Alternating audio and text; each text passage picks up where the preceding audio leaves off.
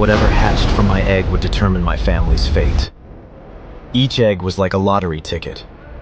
The other children had large eggs that were vibrant hues of red or blue or green, each pulsing with energy. Those had the highest chance of hatching an elite beast and giving their owners lives of comfort and privilege. My egg was nothing like theirs. It was gray and small, like it had gone past its expiration date. It was the cheapest egg available, and my family sold everything we owned to afford it. The beasts that hatched before mine drew gasps. Luna Starweaver hatched a shadow wolf. Her beast's powers gave her enhanced senses, made her taller, faster, and stronger. Klein Goldcrest hatched a crimson salamander. It gave him regal scales of molten gold that glowed beneath his skin. All around me, students showed off their new forms: wings, claws, armored limbs. Their families would be celebrating tonight. These beasts guaranteed them wealth and glory. That's all I wanted. To be able to reward my parents for giving up everything so I'd have a chance. "Ren!" the examiner called my name. I felt all of their eyes fall on me.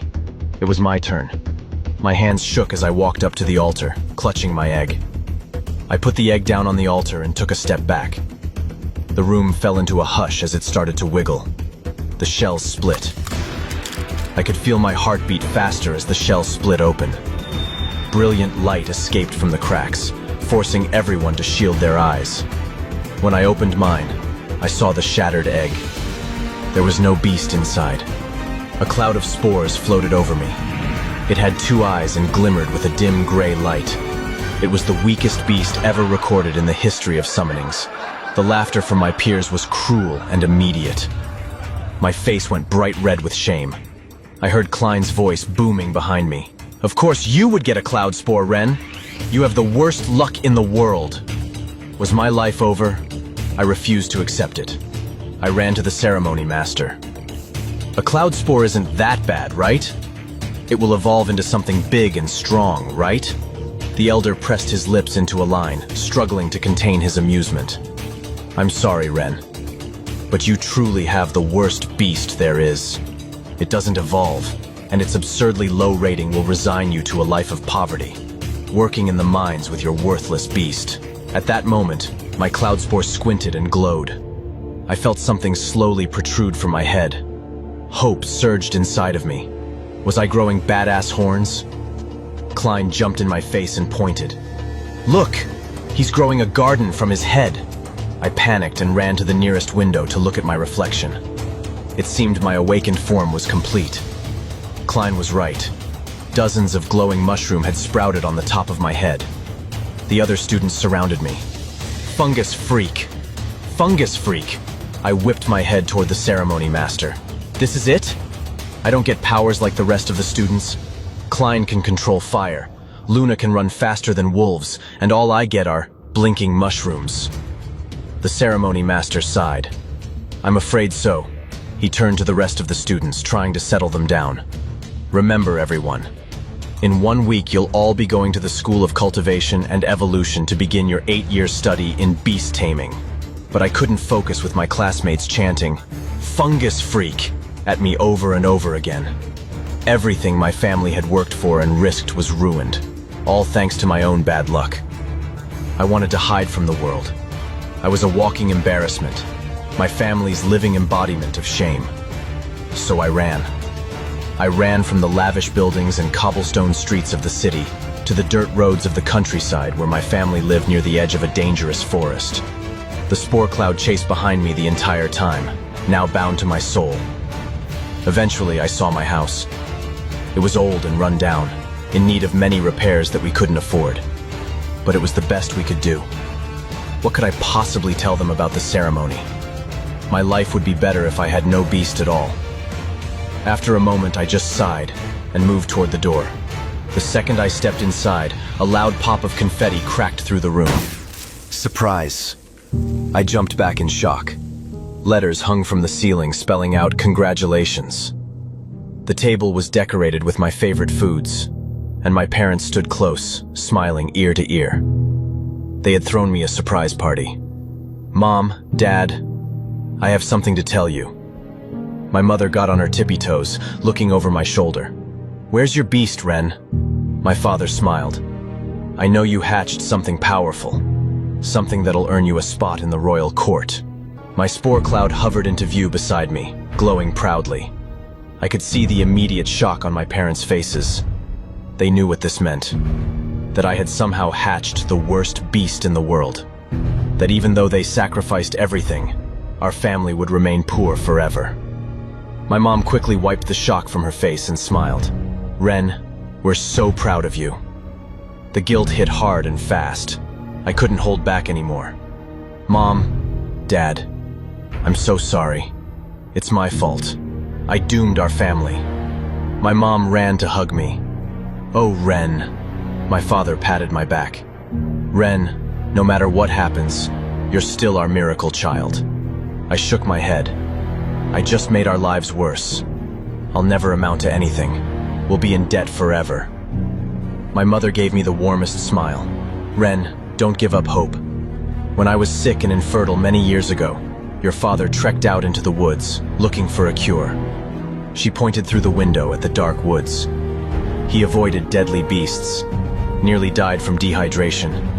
He was about to give up, but right before he turned back, he found it." My father joined in, grinning as he recalled the memory. A tunnel. So small I would have missed it, if not for those walls covered in glowing runes. And in the center was a beautiful half-flower. I cocked an eyebrow. "A half-flower?" He nodded. "Half of a flower." I had read about it in legend. They say that if you find it, you're blessed by the heavens. So I took it. I gave it to your mother. And you know what? She was cured of her illness.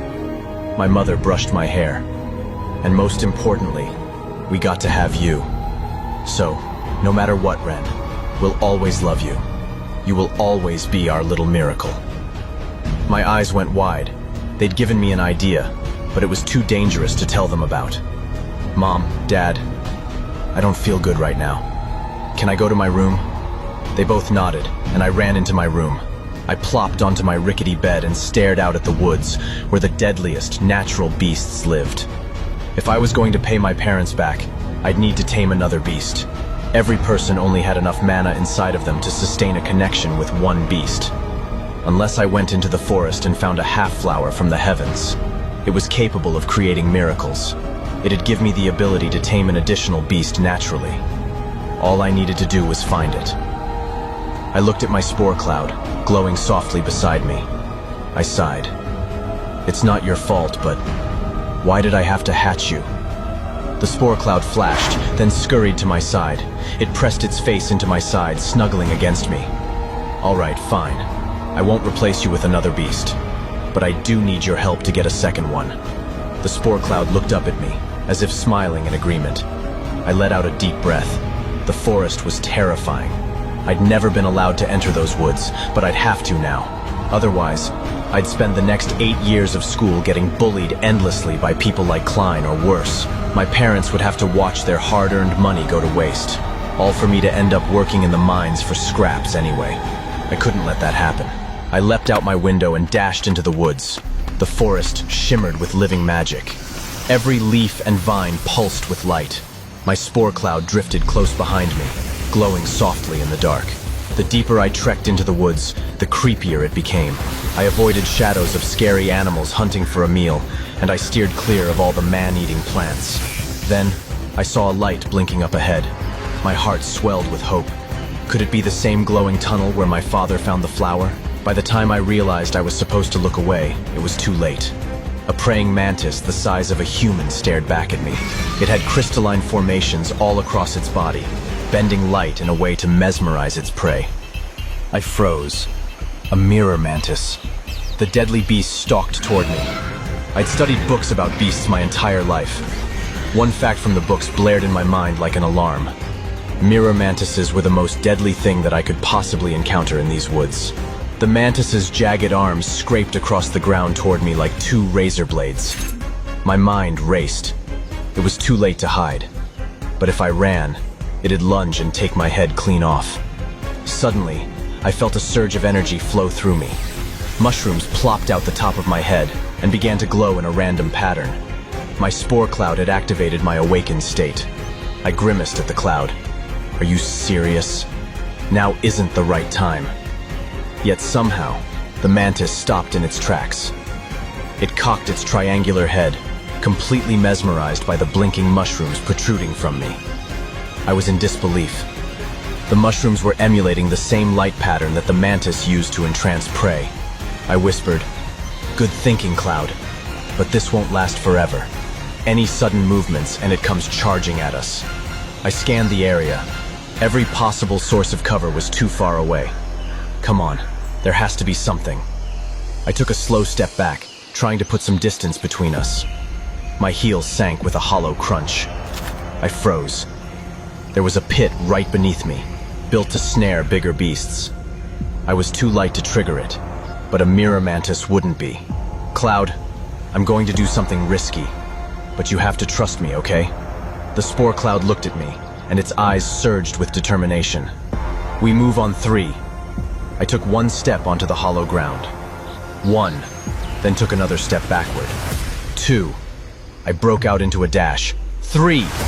The second I darted, the mirror mantis hissed. It stabbed its legs into the ground, dragging its way toward me. My adrenaline flooded, and in that split second, I dove. As the mirror mantis grazed my foot, it stepped forward, opening up the pit below. The ground opened up with a crash, and the mantis shrieked as it fell into the chasm. Relief flooded through me in an instant. I grinned. I did it. I survived. Cloud wet, I felt something latch around my leg. The mantis hooked its pincer around my leg. My joy turned to pure terror. I dropped to the ground and tried to kick the beast off of me. It clung to me as I fell into the pit, trying to drag me with it. I clawed at the dirt, desperately trying to hang on, but it was no use. I lost my grip and went plunging into the dark depths below. I hit the ground with a crunch. I groaned in pain. When I realized I was still alive, I got to my feet and felt around in the pitch-black darkness. I grabbed onto the walls, feeling around for an exit. A light suddenly blinked beside me. I stopped. Was it the mantis's light? The light blinked again, revealing the cheery face of my spore cloud. I whispered, "You idiot. What are you doing here? Are you trying to get eaten?" Before the cloud could even respond, I heard a chittering sound that sent a chill down my spine. I turned slowly. Behind me was the mirror mantis, dimly illuminated by my spore cloud. I took a step back. It took a step forward. Mirror mantises love to play with their food, and right now, it was enjoying every ounce of fear emanating from my pores. My back hit a wall. I was cornered.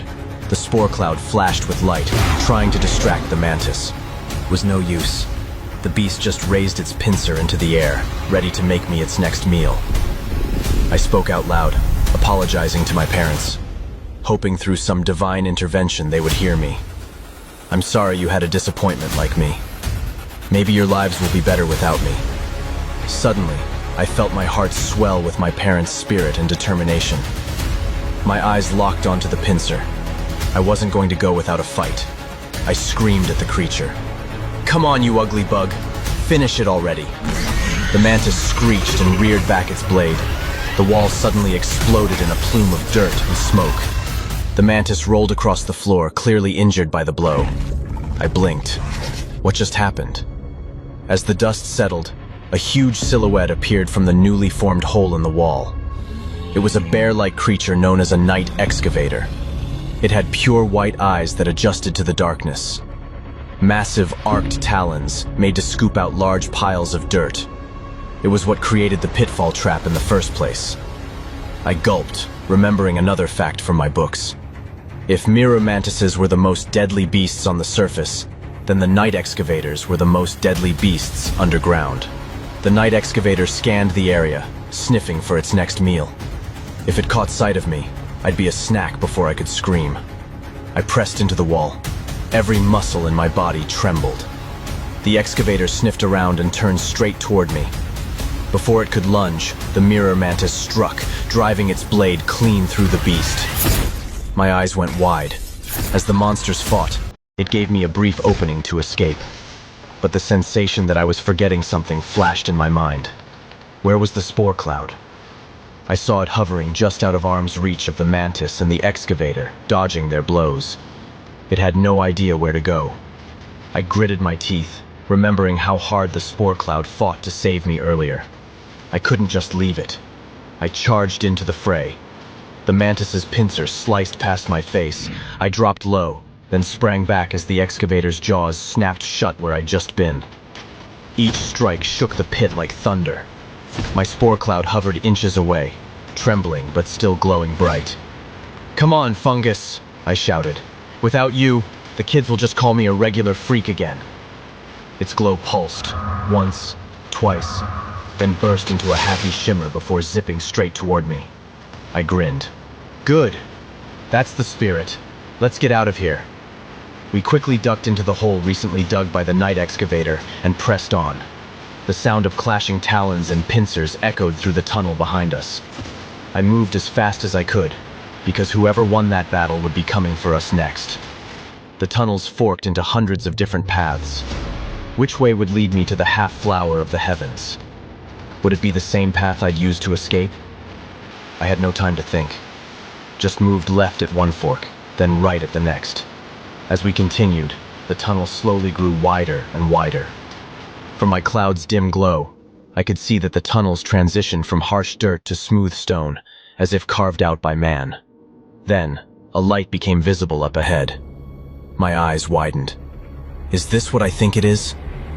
I surged forward, turned the corner, and found a long chamber, filled with glowing runes along the wall. It was an ancient place, overgrown with roots that stretched across the floor and walls. And it was exactly as my father described it. I dropped to my knees. Tears of happiness flooded from my eyes. I found it, Cloud. I found the cave my dad talked about. The half-flower is somewhere here. I pressed ahead, scanning each and every corner for the half-flower. The shimmering runes glowed blue. Then, my spore cloud did the same, as if responding to the ancient walls.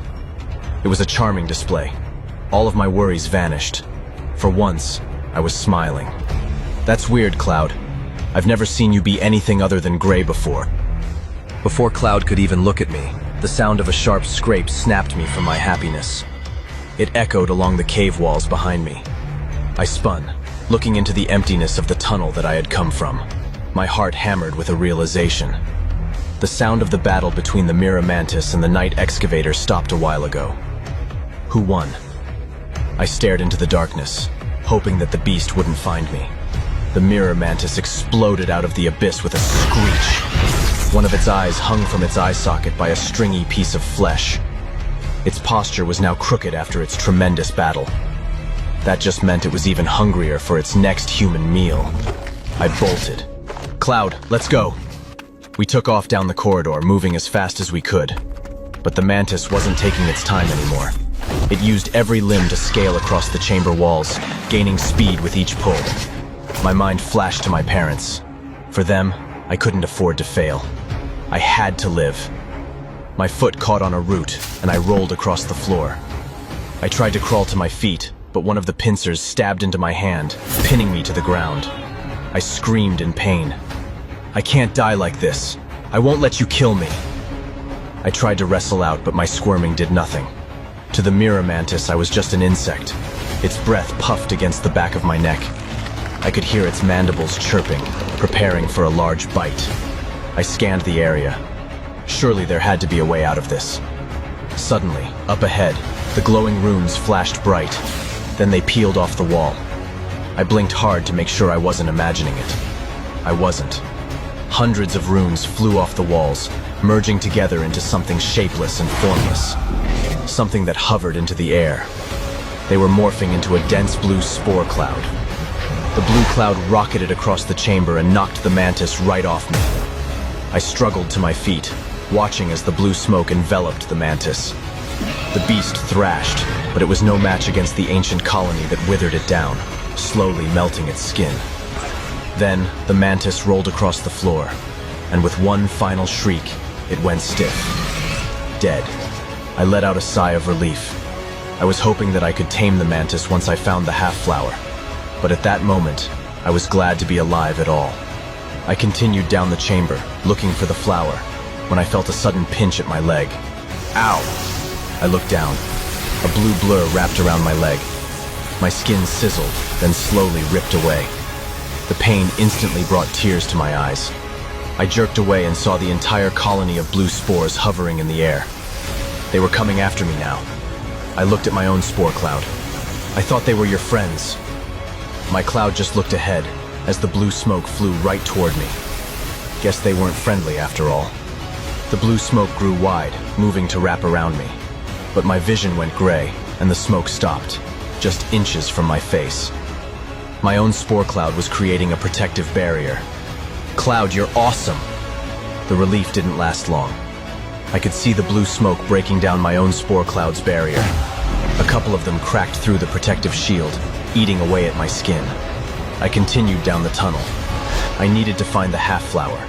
Maybe it could stop this. It was a miracle after all. But with each step, I could feel the blue smoke digging deeper and deeper, peeling away my skin in patches.